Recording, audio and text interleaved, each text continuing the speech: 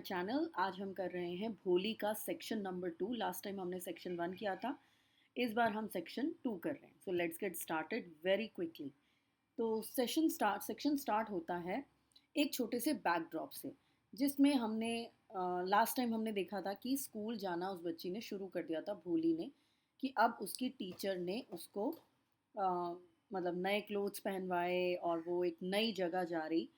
And इस बार हम देखेंगे कि कैसे वो स्कूल पहुंची और कैसे उसको टीचर ने प्यार से बात करी और कैसे उसकी लाइफ अब एक नए चेंज की तरफ बढ़ रही थी। A girl who had not heard the name of a school और who did not know what a school was and who felt terrified to go to school developed attachment with the school. एक ऐसी लड़की जिसने school का ना तो कभी नाम सुना था, जिसको कभी ये तक नहीं पता था कि स्कूल होता क्या है, जिसको हमेशा स्कूल के नाम जाने से ही डर लगता था, अचानक उसने अटैचमेंट, एक इमोशनल सपोर्ट कैसे ढूंढ लिया स्कूल के नाम से। ये सब कैसे हुआ, इस सेकेंड यूनिट में हम ये सब पढ़ने वाले हैं। When they reached the school, the children were already in their classroom. जब वो स्कूल पहुंचे तो बच्चे ऑलरेडी पहले से ही अपनी कक्षाओं में मौजूद थे, पहुंच गए थे। Ramlal headed over his daughter to the headmistress handed over his daughter to the headmistress. Ramlal ने अपनी बेटी को बड़ी मैम के हाथ, यानी कि प्रिंसिपल मैम के हवाले सौंप दिया। हैंड ओवर कर दिया मतलब सौंप दिया, हाथ में हाथ दे दिया। Left alone, the poor girl looked about her with fear laden eyes. बच्ची बिल्कुल अकेली थी, बेचारी।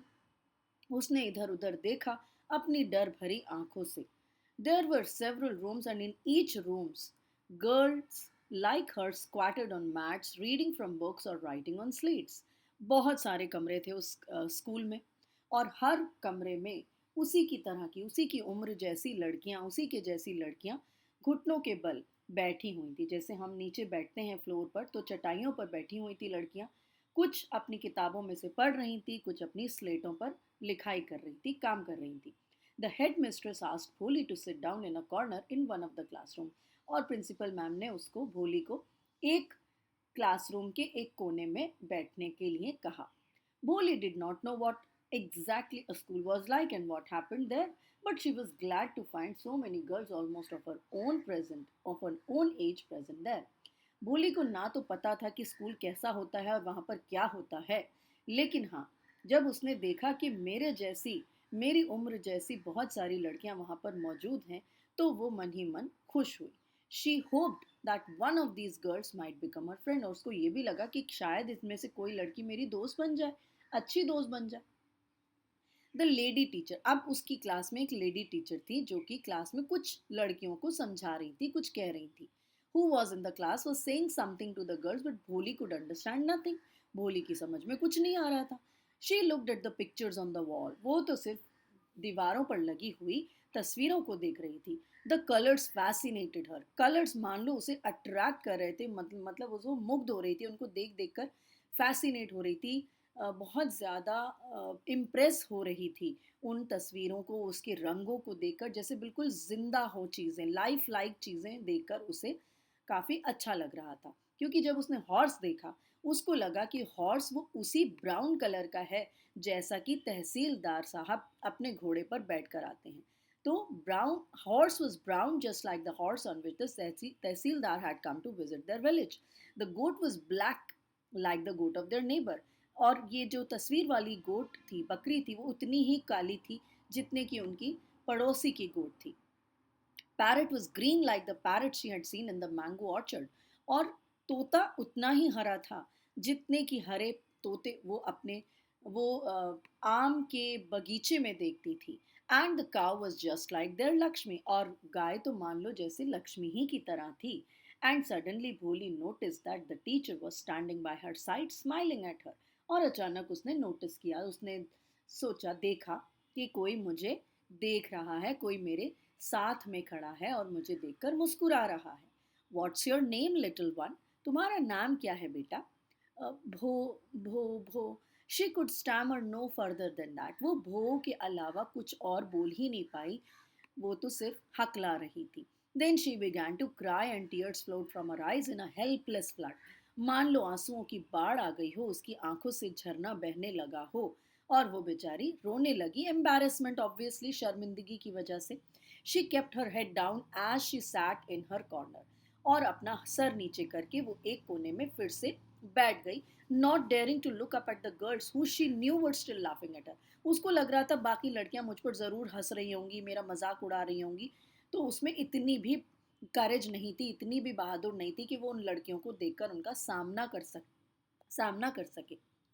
When the school bell rang, all the girls scurried out of the classroom, but Bholi dared not leave her corner. जब मतलब ये सब तब तक चलता रहा जब तक स्कूल की घंटी नहीं बज गई।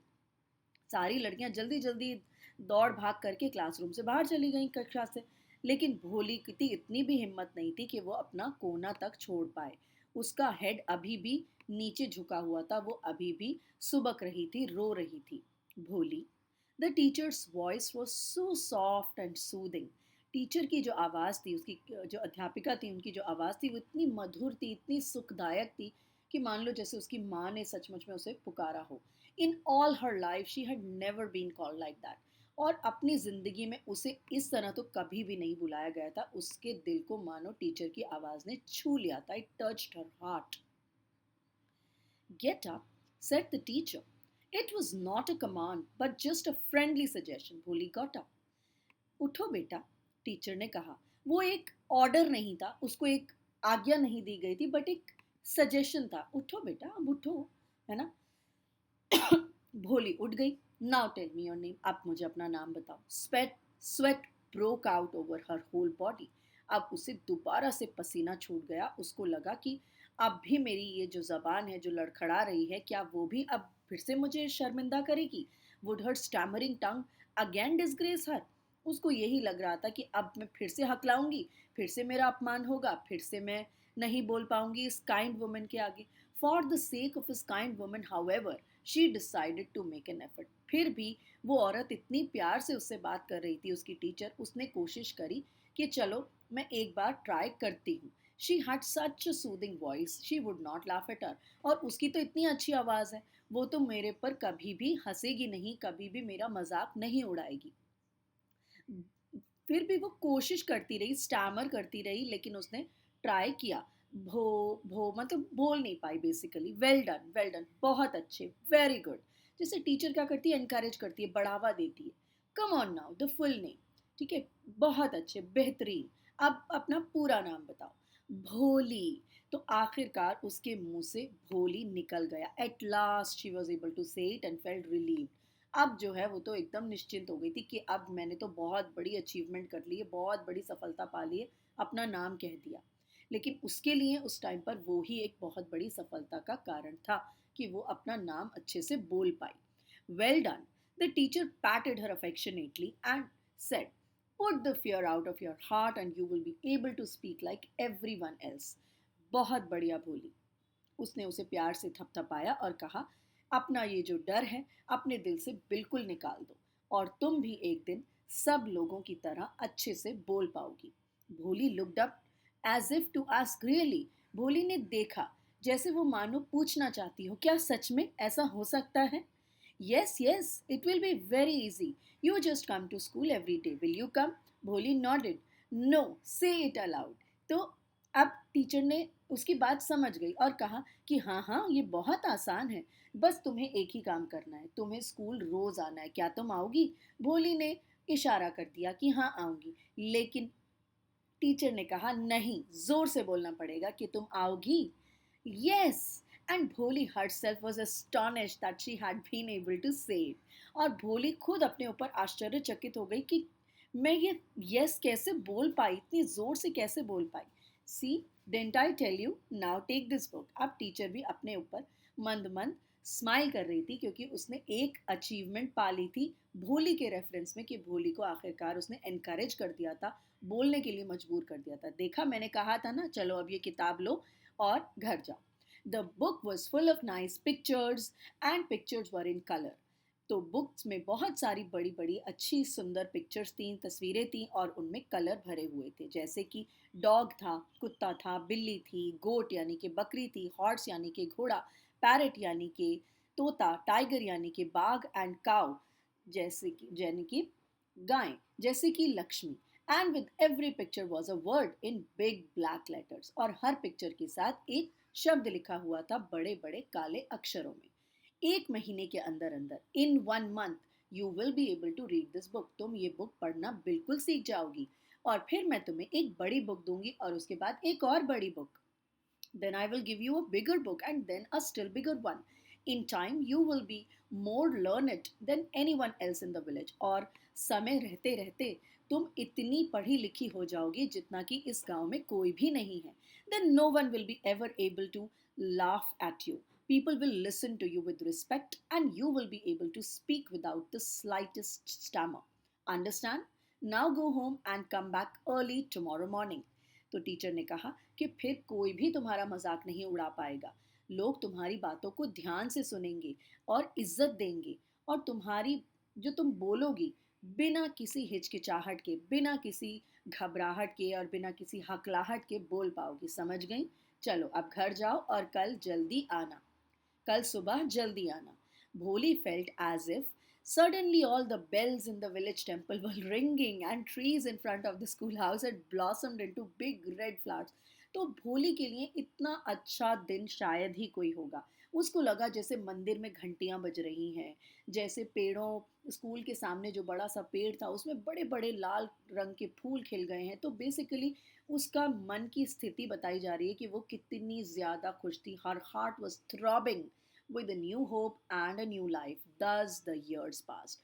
उसका दिल जो था एक नई उम्मीद के साथ, एक नई जिंदगी के साथ एक करवट ले रहा था, धड़क रहा था। And she was filled with a new life. और ये करते करते ईयर्स पास हो गए। अब हम इन सालों में क्या हुआ, इन सालों में डेफिनेटली भोली ने अच्छा पढ़ा होगा और वो डेफिनेटली जो टीचर का सपना था वो सपना पूरा हो गया होगा। अगले सेक्शन में हम देखेंगे कि आगे क्या होता है। अब भोली एक अच्छी पढ़ी लिखी लड़की बन गई है। क्या उसके फेस पर वो ही मार्क्स थे? बिल्कुल थे। बट क्या वो उन मार्क्स की वजह से चिंतित थी, परेशान थी, अंडर कॉन्फिडेंट थी? बिल्कुल नहीं। आज वो एक बिल्कुल ही नई लड़की थी और वो सब देन थी उसकी उस टीचर की। तो अब जल्दी से हम क्वेश्चन आंसर्स देख लेते हैं। क्वेश्चन आंसर्स आपकी सारी बुक के ही हैं, आप चाहें तो बुक में से भी रेफर कर सकते हैं। So I just go through the questions once. Bholi was taken to school by her father. Bholi अपने फादर के साथ स्कूल इसलिए गई क्योंकि तहसीलदार ने कहा था कि डॉटर्स को, लड़कियों को स्कूल भेजा जाना चाहिए एक एग्जाम्पल सेट करने के लिए। यहाँ पर अपोस्ट्रोफी नहीं आएगा। भोली एक्साइटेड थी क्योंकि स्कूल में उसने अपने जैसी लड़कियों को देखा। भोली को कलरफुल पिक्चर्स दिखी वॉल पर। टीचर ने उसका नाम बताने के लिए कहा खड़े होकर। भोली स्टैमर करी, मतलब हकलाई जब टीचर ने उससे बात करी, और टीचर की सॉफ्ट और सूदिंग बात से बोली भोली का दिल छू लिया। She felt relaxed and relieve because उसको ऐसे कभी भी किसी ने नहीं बोला था। भोली अपना नाम पूरी तरह से ले पाई क्योंकि टीचर ने एनकरेज किया। भोली वॉज नो लॉन्गर स्केर्ड। अब वो डरती नहीं थी क्योंकि टीचर काइंड और सिंपैथेटिक थी। भोली was assured by the teacher कि एक महीने में वो बुक पढ़ लेगी और उसके बाद और भी बुक पढ़ लेगी। भोली अब रिलैक्स थी, रिलीव थी कि अब वो एक नई जिंदगी जीने वाली है। Sit on one's heels. अब ये आपका जो क्वेश्चन है ये आपके एग्जाम्स में भी आता है। जब आपका अनसीन सीन पैसेज आता है, उसमें से एक पार्ट दे दिया जाता है, तो आपको पता होना चाहिए कि स्क्वाट का मतलब होता है अपनी हील्स और नीज बेंड करके बैठने को बोलते हैं। फ्राइटन मतलब fear Laden, attracted fascinated, paid attention noticed, examine closely, look at. Okay, second reason इसका यहाँ पर दे रखा है। तो अगेन आपके क्वेश्चंस में से ही है, so you don't really have to worry किसका क्या कॉज है, किसका क्या इफेक्ट है, वो भी मैंने इसमें मार्क कर दिया है। आप जस्ट एक बार गो थ्रू कर लो। And like I said, questions के आंसर्स ऑलरेडी आपके बुक के पीछे हैं, तो you don't really have to worry. Section 3 में करूँगी कल।